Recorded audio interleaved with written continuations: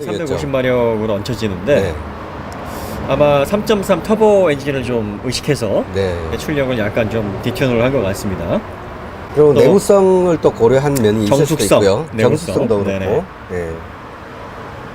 지금 그 엔진룸이 상당히 좀 넉넉해 보이는데 네. 아무래도 이제 5리터 타워 엔진이 V8 엔진이 또 들어가야 되기 때문에 네. 실린더 하나만큼 차이가 나는 것 같아요. 그렇죠. 네, 요 거의 정도가 그런 것 이제 같죠? 네. 타워 엔진이 요만큼이 네. 또 나오게 되니까 네. 그만큼이 좀 들어간 것 같습니다. 네. 그래서 보통 흔히 우리가 이제 좀 센 차를 찾는 사람들은 네. 고배기량을 선호하는 경향이 있잖아요. 네네. 근데 고배기량이 꼭 운동 성능에 좋은 게 아닌 게, 자, 이 엔진을 보면 엔진이 그만큼 뒤에 들어가 있는 거거든요. 그렇죠.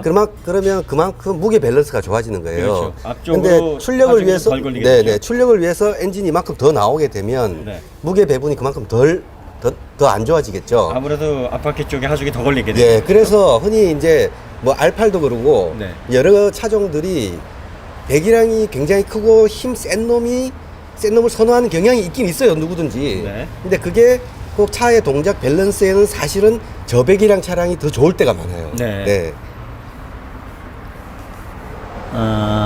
뭐 스테이빌라이저가 앞쪽으로 걸리네요. 네, 앞으로 네. 있죠. 네.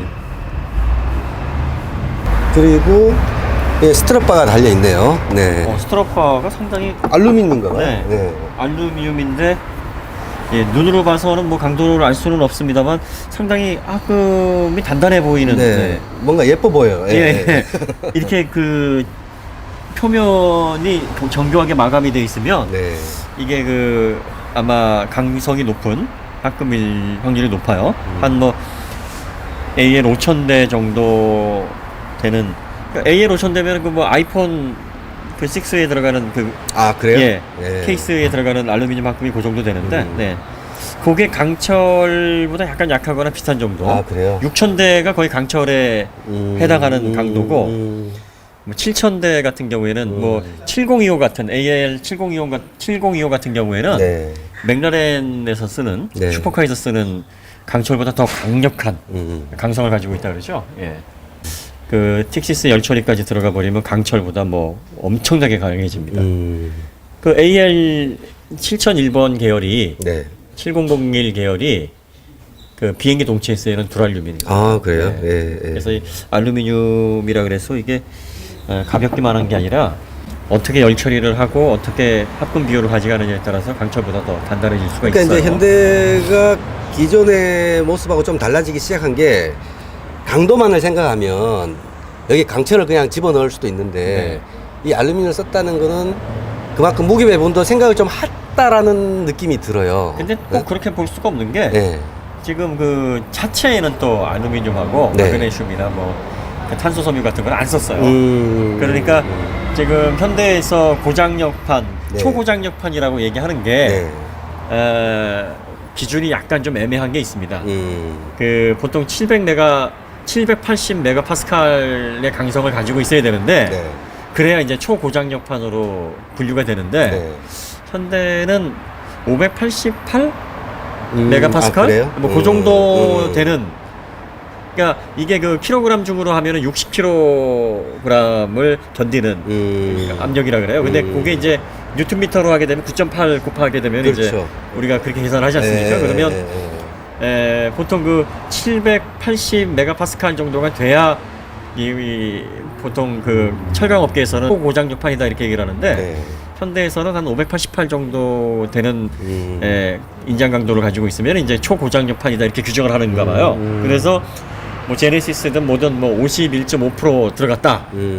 그 비율이 확대 해석한 거다 이런 거로 얘기가 좀 많아요. 아, 그래요? 그리고 금속이 이제 강성이 높아지면 그만큼 무게가 또 가벼워지지 않습니까, 오히려? 그렇죠. 네, 그래서 경량화에서도 또 도움이 되는 건데 아무래도 이제 그런 어떤 비율적인 문제 때문에 뒷말이 좀 많기는 합니다. 25% 옵셋 충돌에서도 우수 등급이 나오는 거 보면 네. 뭐 강성 부분에 있어서 이렇게 좀 눈속임을 하는 것 같지는 않아요. 네, 네, 예, 그래서 초고장력판 같은 경우에는 많이 쓰는 건 많이 쓰는 건데 그 아마 수치적인 측면에 있어서 뭐 얘기들이 많은 거는 사실입니다, 지금. 다운사이징 된 엔진만 보다가 네. 갑자기 그냥 3.8리터 가솔린 엔진 6주간 네. 당당한 모습을 보니까 요즘 차 같지는 않아요. 그래요? 예, 이 실린더 헤드라든지 네. 블락이 굉장히 이게 좀 크지 않습니까? 그러니까 요즘 엔진에서 좀처럼 보기 힘든 그런 육중한 모습이에요. 네. 그 실린더 블락 자체가 굉장히 네. 좀 큰데 이게 하나씩 더 붙으면 정말 엔진 좀 꽉 차겠는데요. 그러게요. 네. 이제 3.3 모델 같은 경우에는 이제 여기에 터보 차저 들어가는 공간도 좀 있어야 되고 또 흡기 라인을 또 좀 그 복잡하게 빼야 되니까 뭐 이 정도 공간은 있어야 되겠죠. 예. 요거는 이제 그러네. 휴즈 박스 같고 네, 휴즈 박스입니다. 배터리는 지금 보이질 않아요. 배터리가 뒤에 가 있나요? 트렁크 쪽으로 들어가 있는 모양인데요. 네. 네. 여기는 지금 ECU가 걸려 있고요. 지금 배터리 모습이 보이지 않죠? 배터리 모습은 지금 전면에 노출이 안 돼 있는 거 보니까 무게 배분을 위해서 트렁크 쪽에 쪽으로 가 있는 것 같습니다. 집어넣는 듯한 느낌이 듭니다. 네. 뭐 엔진룸은 뭐 특별하게 이렇게 뭐 볼 게 없네요. 이렇게 과급을 위한 장치가 아닌 자연흡기 엔진이기 때문에 네. 예, 전형적인 뭐 가솔린 차량의 뭐 전형적인 구조를 보여주고 있네요. 차를 한번 들어서 이제 하부를 보시죠. 네, 그럴까요? 예, 예. 네.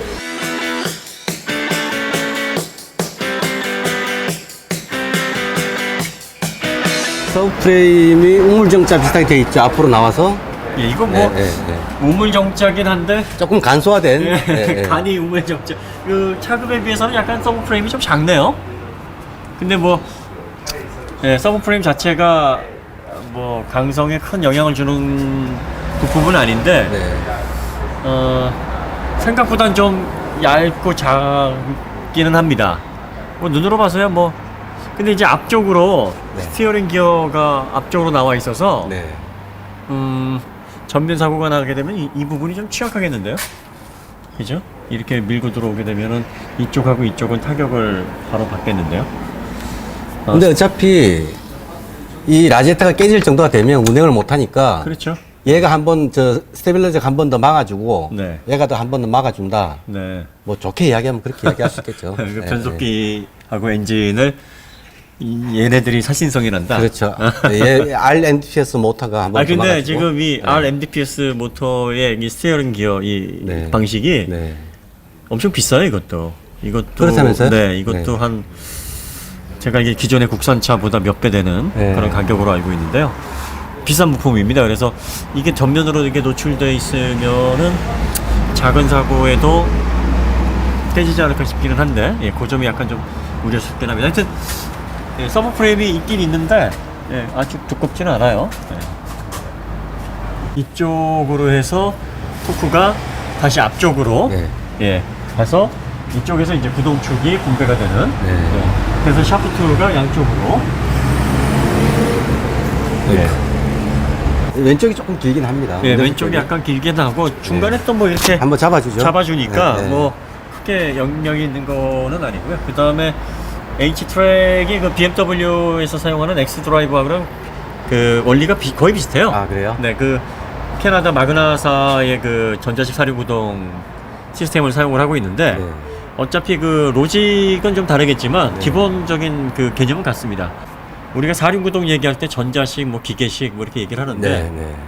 뭐 기계식 하면은 뭐 토센, 네. 비스커스 커플링 방식도 어떻게 보면 기계식이라고 봐야죠. 그거는 뭐 전자식으로 작동하는 게 아니니까. 네, 근데 네, 네. 유체 커플링으로 이제 실리콘 오일이 회전차로 인해 가지고 토크 이상이 생기면은 토크의 차이가 생기면은 토크를 분배하는 방식인데 그거는 뭐 그 세미 사륜구동 방식이다 이렇게 또 얘기를 많이 해요. 토크 분배가 강하지가 않기 때문에. 근데 요즘 그 아우디에서도요. 네. 전자식하고 기계식을 또 혼용을 하더라고요. 요즘은 그 쿼트로도 안에 다판 크러치 들어가고 전자 제어도 들어가고 그 RS5 모델이 그런 식으로 돼 있죠. 그래서 기계식, 전자식 구분이 많이 없어지는 것 같아요. 지금 이 H-트랙 같은 경우에는 엑스드라이브와 거의 그 물리적인 특성은 비슷하다고 보시면 되고요. 네. 아마 여기 로직은 이제 현대 그 위아 마그나 합작에 계셔죠. 그 마그나사와 네. 그쪽에서 이제 뭐 다듬었을 것 같은데 전자식이 좋은 게 요즘은 이제 0대 100, 100대 0까지 네, 네, 네. 능동적으로 또 배분이 되지 않습니까? 그리고 요즘은 이제 제동 그 각 바퀴 축 그러니까 좌우측을 제동하는 방식으로 토크를 분배를 한다고요. 네, 네. 그래서 온로드에 최적화된 드라이빙에 최적화된 방식이기 때문에 최근 상황으로 놓고 보면은 전자식이 더 코너를 좀 잘 예. 돌게 하려면 안쪽 바퀴에 살짝 브레이크를 가해주면 그렇죠. 예. 그러면 요가 많이 생기니까 그렇죠. 예, 깔끔하게 돌아가죠. 네. 예. 그래서 그런 방식으로 이제 토크를 전달하는 방식을 사용을 하고 있는데 기계식이 우월하냐 전자식이 우월하냐 이제 별 의미가 없는 것 같아요. 네. 그리고 최근 도심의 어떤 환경을 보면 전자식이 더 좀 효율적이지 않나 요즘은 속도면이나 뭐 비용적인 측면이나 제조적인 측면에서 볼 때. 예.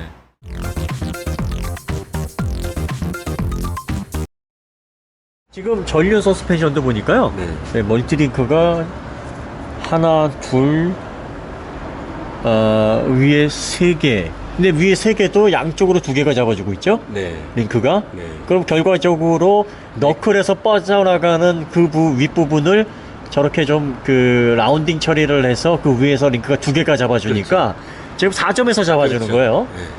그러면 멀티링크를 이렇게 해놓게 되면 이제 킹핀축이 직각으로 세울 수 있는 그 설계 자유도를 확보할 수 있으니까 네. 아무래도 마이너스 캠버를 만들어주거나 뭐 이런 어떤 그 주행 안정성 확보 측 설계 자유도 면에서 지오메트리 폭이 넓어지죠. 그래서 보통 W15에서 이런 방식으로 이제 많이 설계를 하는 이유가 보통 이런 거 스포츠카에서 이렇게 많이 하지 않습니까? 그렇죠. 고성능 스포츠카에서 이런 식으로 많이 모양새는 하는데 되게 좋아 보여요. 네. 네. 지금 차체를 약간 들어 올린 상태라서 그 어퍼 링크가 수평인 것처럼 보이는데 차체가 이제 그 내려오면 이게 바깥쪽이 위로 올라가 있는 상태가 이제 정지 상태가 되는 거죠. 그렇죠. 네. 그래서 거기서 더 압축이 되면 안으로 들어가서 당기겠죠. 네. 예, 그러면 이제 앞바퀴를 살짝 마이너스 캠버로 주는 거죠. 네. 이게 효과가 스트럿 방식에서 네. 스트럿 방식은 뒤로 기울었잖아요. 그렇죠. 캐스트 각을. 예. 그 상태에서 핸들을 틀면 그 캐스트 각 때문에 마이너스 캠버가 돼요. 네. 예. 근데 얘는 이 암의 길이하고 로어 암을 길이를 가지고 마이너스 캠버를 만드는 거죠. 그렇죠. 네. 네. 그러니까 설계 자유도를 확보하기 위한 구성이고 네. 훨씬 더 이렇게 되면 네. 바퀴의 어떤 조정 폭이 넓어지죠. 네. 네. 네.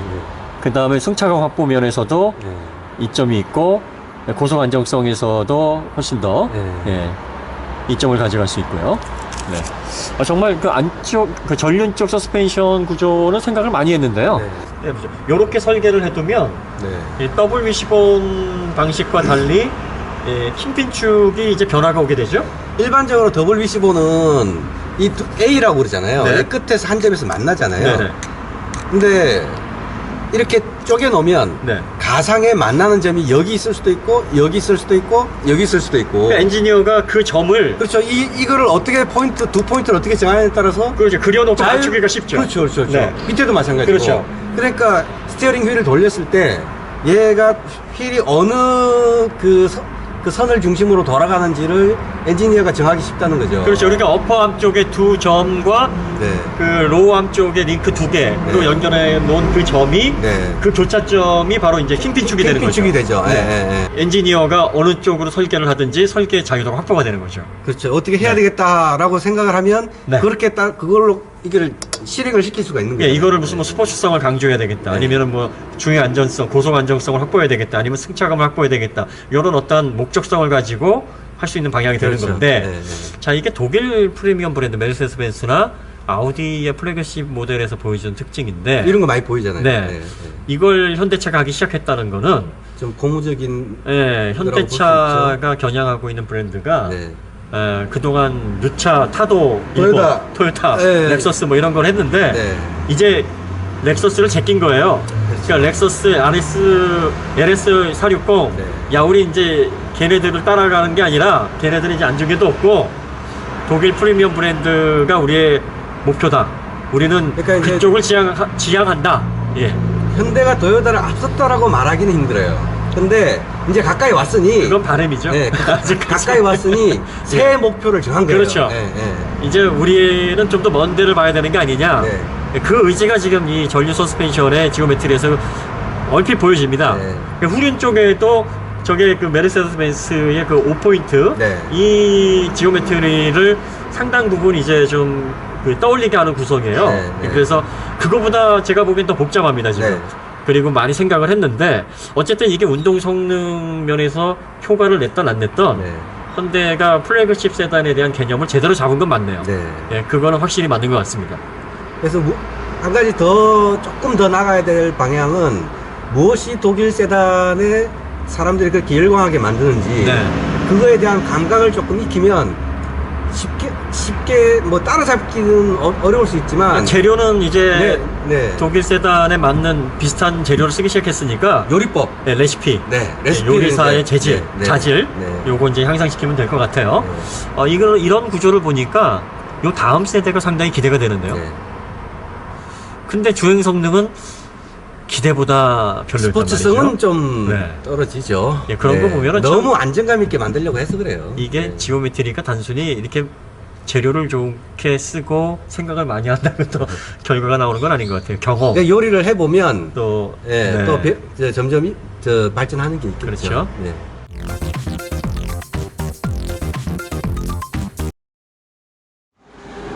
아무래도 이쪽에 이제 센터 디퍼런셜도 들어가고 네.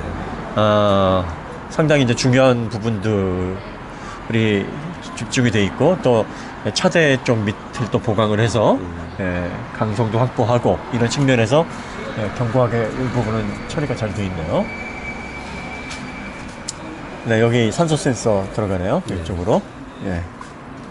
머플러 쪽 산소 센서가 이 양쪽으로 이렇게 들어가 있네요. 이게 산소 센서인데 이 촉매 장치의 전단에도 있어요. 저 위쪽에 보시면 네네. 예. 전단에도 산소 센서가 있고 네. 후단에도 산소 센서가 있고 네. 그래서 이제 요새 배기가스 문제 때문에 예. 정말 저 앞에 산소 센서는 공연비를 재는 거고요. 그렇죠. 예, 여기는 정말 배기가스의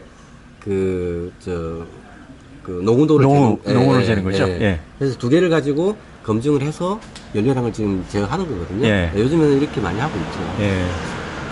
아무래도 이제 환경이 중요한 문제니까 네. 예. 기업이 또 이런 부분에서 또 비용을 많이 들여야 네. 사회적인 환원을 또 할 수 있는 부분이죠.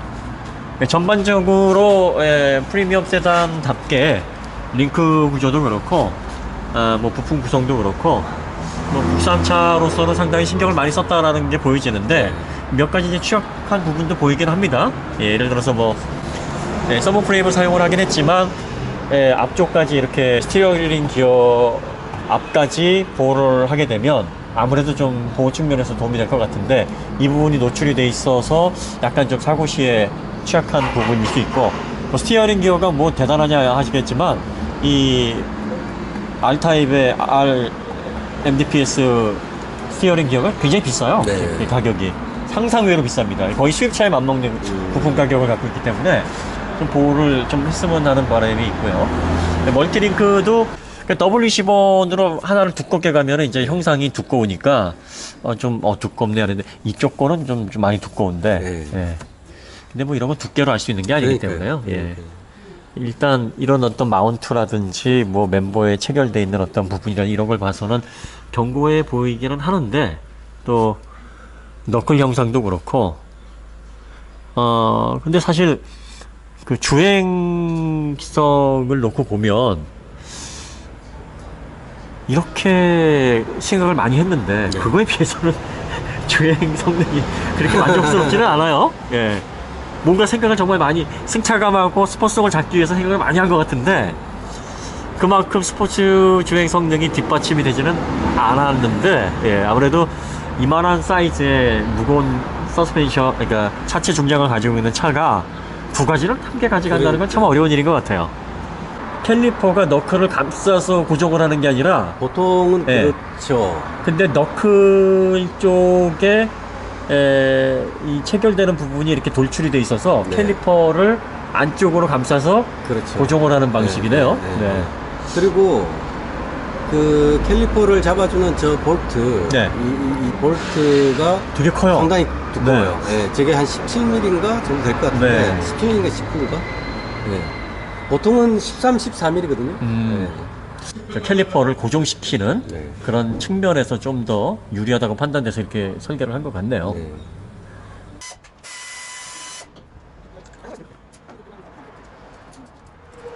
도대체 링크가 몇 개예요? 근래에 봤던 차 중에서 가장 복잡합니다.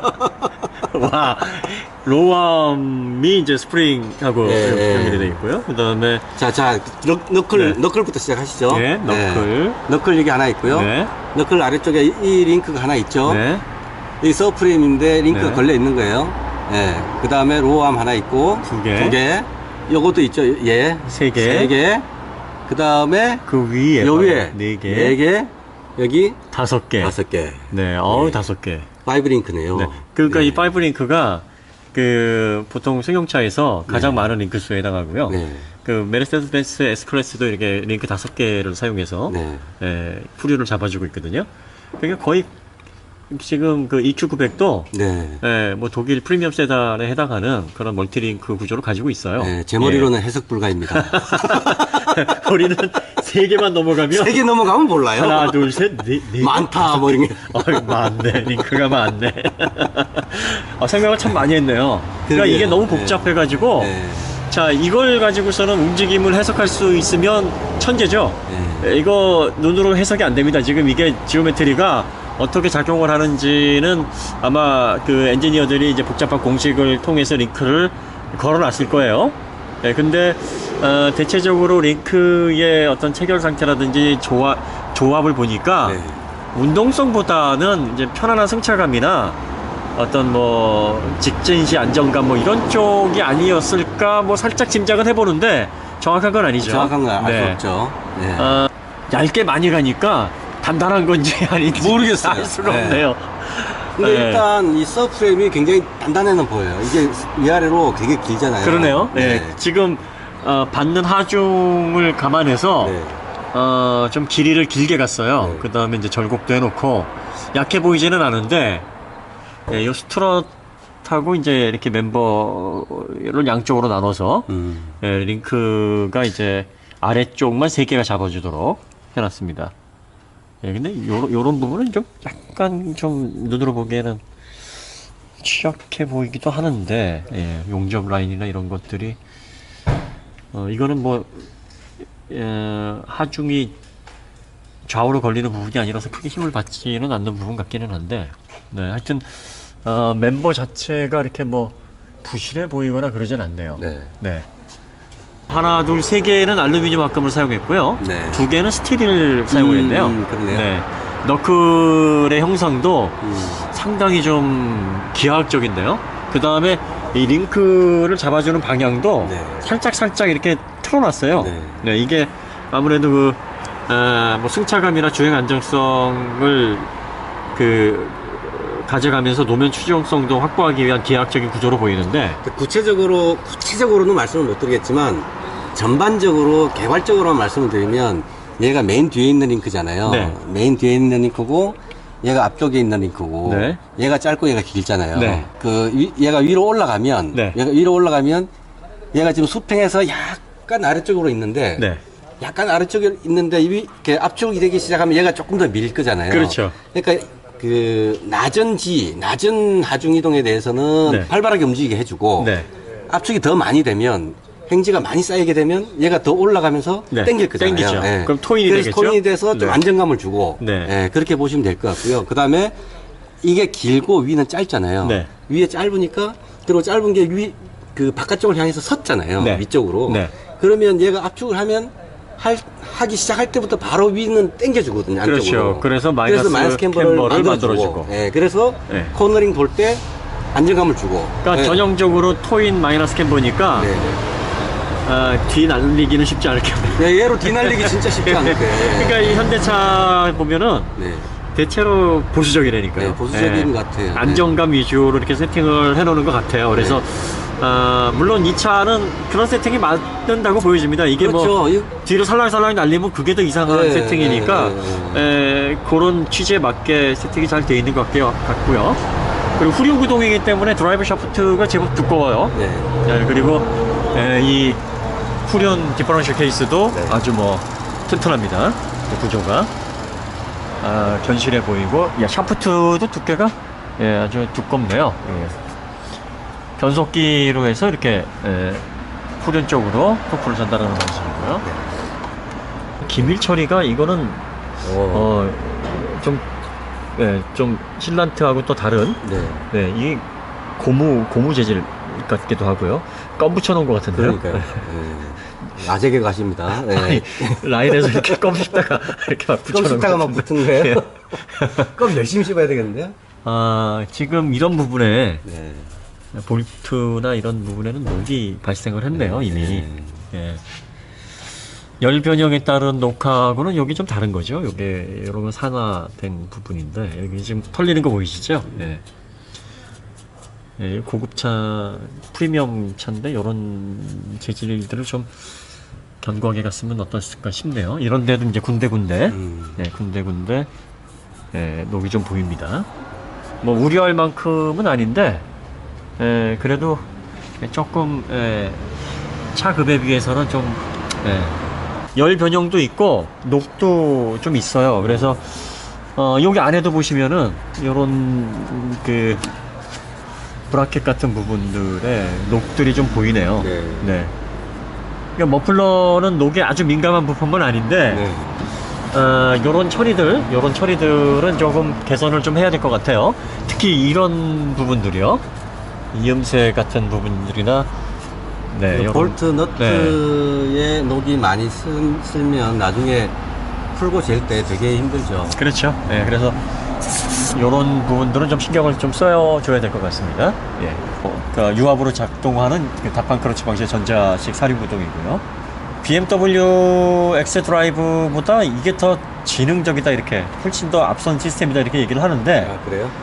BMW 측에서 들으면 또 기함을 할 소리죠. 말도 안 되는 소리다. 근데 이 시스템의 원천 기술을 가지고 있는 캐나다 마그나사는 둘이 하는 걸 보면 또 그럴 거에 놀고 있네. 어차피 우리 거 가져다가 로직만 받고 쓰면서 뭘 웃기고 있네. 그러면서 사실 뭐 돈만 받으면 되는 거니까 그 친구들이야 뭐 서로 알아서 싸우도록 내버려 두는 거지. 그리고 전자식이 요즘은 뭐 워낙에 기계식 못지않게 사륜구동이 발달이 돼 있고 즉각적으로 또 자세 제어 장치하고 ECU하고 연동을 하지 않습니까? 그래서 온로드에서는 아무래도 전자식이 기계식보다는 더 효율적인 상황이 더 많을 수도 있어요. 물론 뭐 기어가 이렇게 체결이 돼서 출력 로스 없이 직결감을 보여주는 그런 기계식 사륜구동이 아직 이점은 많지만 요즘 세대에서는 왠지 전자라고 그러면 네. 기계보다 좋아 보이는 느낌이 들지 않나요? 아무래도 속도나 또 뭐 효율 그리고 비용적인 측면은 또 고려 안 할 수 없잖아요. 그리고 기계식은 85대 15가 이제 최대 분배인데 앞뒤로 그래서 0대 100, 100대 0이 안 되잖아요. 그런 측면에서는 전자식이 조금 앞서는 부분도 서서히 이제 있는 거예요. 그 다음에 요즘은 이제 기계식 같은 경우에는 좌우 분배가 우리 장점이다 그랬는데 전자식도 지금 좌우 분배가 되거든요. 뭐 지금 이 방식 같은 경우에는 이제 제동을 걸어주는 방식으로 좌우 분배를 하는데 어쨌든 뭐 주행 안전성 확보 측면에서 보면 전자식 사륜구동이 기계식 사륜구동보다 효율이 떨어진다 이렇게 생각할 수는 없어요. 그러니까 어떻게 로직을 설계를 했느냐, 또 어떤 방식으로 토크를 분배하느냐, 또 얼마나 즉각적으로 반응을 하느냐, 이런 어떤 설계의 그 어떤 차이지 전자식이 우세하냐 기계식이 우세하냐 이렇게 얘기는 못할 것 같아요.